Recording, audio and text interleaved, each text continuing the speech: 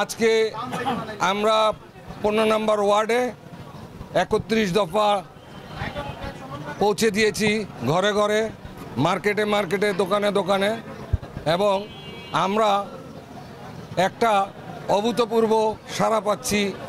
জাতীয়তাবাদী দলের জাগরণ উঠেছে এবং আশা করি আমরা এই যে নির্বাচন সামনে, এই নির্বাচনে জনগণ, নারায়ণগঞ্জের বন্দর এবং নগরের জনগণ বিপুল ভোটে বিজয়ী করবে এই দলকে।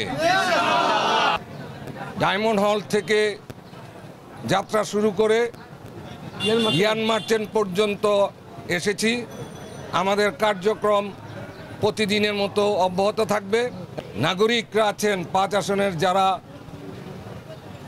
যেই সাপোর্টটা দিয়েছেন এবং জাতীয়তাবাদী দলের যে ভোট দেওয়ার জন্য উদ্গ্রীব হয়ে আছেন যারা ভোটাররা, নাগরিকরা, আমি তাদের প্রতি কৃতজ্ঞ, ধন্যবাদ জানাই।